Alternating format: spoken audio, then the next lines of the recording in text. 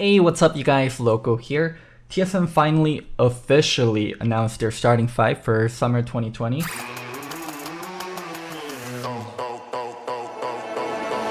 It's honestly not much of a surprise if you've been keeping up with insiders and rumors, but yeah, for those of you guys that are uninformed, it's going to be Broken Blade in top lane, Spica for jungle, Bjergsen mid lane, Doublelift AD carry, and Biofrost support.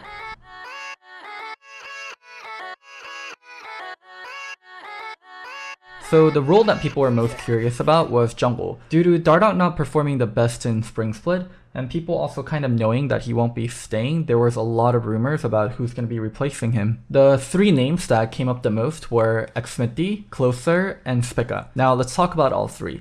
Xmitty. He was the TSM fans' dream choice for jungle. He's a very smart veteran jungler that knows how to play around strong lanes, and also he has previous synergy and friendship with Doublelift from the time they played on Team Liquid and CLG. Now the problem for me for Xmitty is he actually didn't have that great of spring 2020. I know a lot of people are going to tell me he played on Immortals, his teammates were way worse than what they were on Team Liquid, but individually he was struggling a lot and his pathing wasn't what it seemed like before. Also, the more successful junglers recently have been very strong in mechanics, especially when it comes to mid and jungle 2v2, and they're more greedy and they demand a lot out of lanes, and the game revolves around playing around that jungler. Xmitty doesn't quite fit that mold, and the buyout for him wasn't going to be cheap, and on top of that you're going to be paying his enormous salary. It just didn't really make sense for TSM to pick him up. Now we get to Closer. I think fans ran away with this one just due to Closer and Broken Blade being good friends and them dueling sometimes on stream. Closer is a promising player that showed a lot of strength, especially in the early game and his pathing, but there were still some problems with his mid game and later on, especially when it came to engages. He would engage a little bit prematurely or when his team's too far away from him, and yeah, I think in terms of playstyle, he'd be someone very similar to Dardoch, but he's an import and we've seen very little of him. He could develop further and he could become an even better player, but there's still a good chance that he just doesn't develop, and TSM jungle position just has not been a great place for players to develop. If TSM does want to use their import slot on jungle now that Copy is out and Doublelift is in,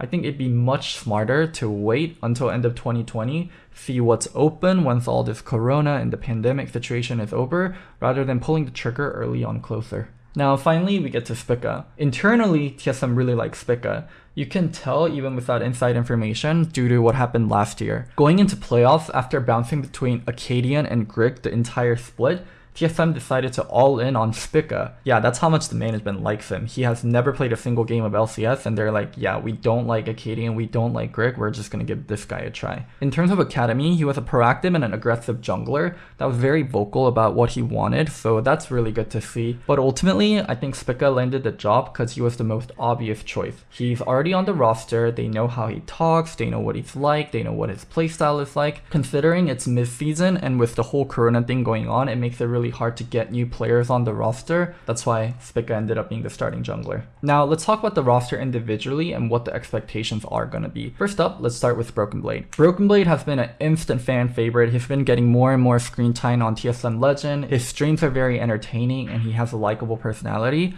But for me personally, I think he's a little bit overrated. I think it's really easy to fall in love with his incredible highs due to his playstyle being very aggressive and carry oriented. But when you look at the consistency for Broken Blade, it's not quite all there. I think a good comparison to make is a lot of fans and analysts will compare him to the likes of Someday and Licorice, while in my opinion, I think he's much closer to a player like Solo in terms of skill level. Also, I'm a little bit worried about what his play is going to look like going into summer. With Doublelift joining the team, his role on the team is going to change and he's going to need to adapt to it. And this is where the Broken Blade fans tell me he's played weak side before, he's been a tank player before. Yes, in Turkey. Yes, 2 years ago. He's developed into a different kind of player. And also, I worry that Broken Blade suffers from the most common import syndrome, which is you have a great first split, and then the splits after that, you just keep declining. And that has been true. 2019 spring, the first split he ever played for TSM, has been his best split. There has been a lot of other problems on TSM, so I don't think it's fair to blame his decline just solely on himself. But yeah, a bar for an import player, especially in solo lane, is very high in North America,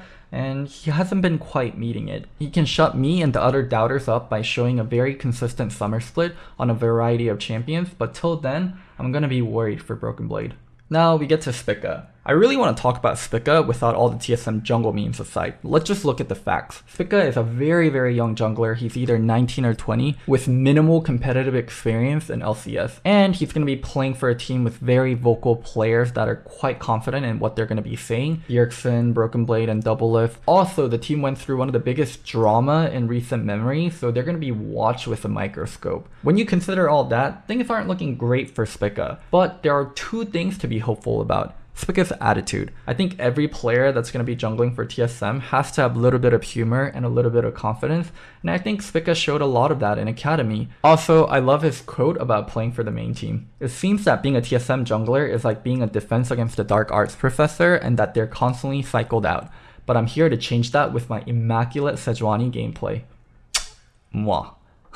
Peter Zhang has been coaching Spica for a very long time. It goes all the way back to when they were both on Echo Fox Academy. And Peter's someone that's been really great about enabling junglers, just as Dominate or Arcadian. Just maybe, combination of Peter's coaching style and Spica's bravado and confidence might be just what TSM needed. But the deck is pretty stacked heavily against him. And I'm also very, very worried for Spica. Now, the man in the mid lane, Bjergsen. I think this is a player that's very hard to talk fairly about. The expectation that Bjergsen was able to set in 2014, 15, and 16 is near unreachable, and I think he still gets compared to his play and his level of dominance back then. He's not the most dominant mid laner anymore, especially when you compare him to the modern imports such as Niski, Zizuke, and Pyre Beeble, but that doesn't mean he's a dogshit player either. I think it's really hard to deny his consistency and work ethic, and also the variety of champions that he's been able to play. And we still get moments like 2019 Spring Playoffs versus C9 where he single-handedly carried the team. And also in 2020 Playoffs versus 100 Thieves, the Victor performance was one for the ages, and there's no way TSM's able to beat 100 Thieves without Bjergsen carrying them across the finish line. So what is Bjergsen gonna look like in summer 2020? I think it has a lot to do with how he's gonna mesh with Doublelift joining the team again. Bjergsen's the more tenured player, and he's also a part owner,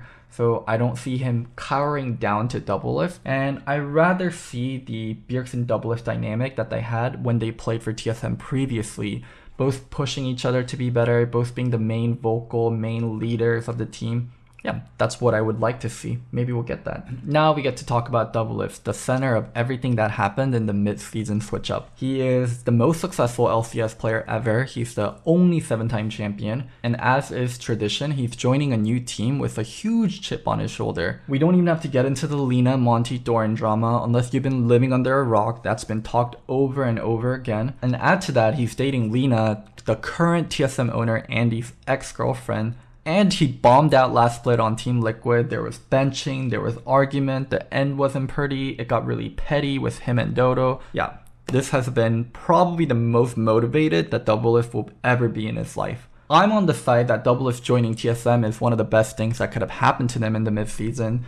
Biofrost and Kabe definitely wasn't working out, and Kabe just did not look like the player he was in 2019. And Doublelift joining the team gives them a new identity they can base the team around. So yeah, it's going to be an uphill climb to get this roster working together, but if anyone can do it, it has to be Doublelift. Lastly, we get to Biofrost. I think he's heavily outshadowed by everyone on the team in terms of popularity and in terms of how big of a role he's going to have on the team. He also had a very mediocre career ever since leaving TSM in 2017, and last split was also the same. I do think Biofrost is going to look much better on this roster. Like I talked about before, him and Kabe had really bad synergy, and him and Dardoch actually had even worse synergy, so the reunion with Doublelift is very much welcome from Biofrost's side. I think Bio's role in summer 2020 will be that of a follower. Maybe there's going to be some leadership roles when it comes to jungle support synergy, but yeah, just listen to Doublelift and make sure Spica is doing the right thing when you guys are roaming 2-on-2. So what is the expectation for this roster? I think first is out of question. Even if Doublelift, Biofrost, Spica, everything clicks perfectly, Spica is the new savior of TSM, Broken Blade plays weak side, strong side perfectly, I don't see this team beating Cloud9. It is just not possible. That team is so dominant, and that team has so many good individual players, and they also have an amazing culture around the team. That is so rare to see in North America, and I just don't think this iteration of TSM can challenge them in any way whatsoever. But when it comes to second, it's wide open. I think the main contenders for Worlds outside of Cloud9 is going to be FlyQuest, EG, and Team Liquid. and TSM has the firepower to compete with all those teams. I'll go more into detail whenever I do my power rankings, but it's going to be about how each team synergizes, and TSM as the team that's making 2 roster changes going into summer is a little further behind than those other teams. Whether or not they'll be able to click and get everything right in place is going to have to do a lot with how Doublelift is going to fit in with everyone, especially with the 2 players, Broken Blade and Bjergsen. Now let's talk about that. So we've seen this before, Doublelift and a carry top laner in Doublelift and Haunter. I know it was a while ago, but there was still a lot of conflict around who's going to be getting resource in terms of jungle, in terms of draft, and I do think Broken Blade and Doublelift will run into similar problems. Now, it is good that Broken Blade and Doublelift both have experience playing with strong side bot side, strong side top side, so it's going to be a little easier to solve, but how they hash this out is going to be very, very crucial. I can see a world where Broken Blade just is relegated to tank only or playing carry champion without jungle resource properly. That is the worst case scenario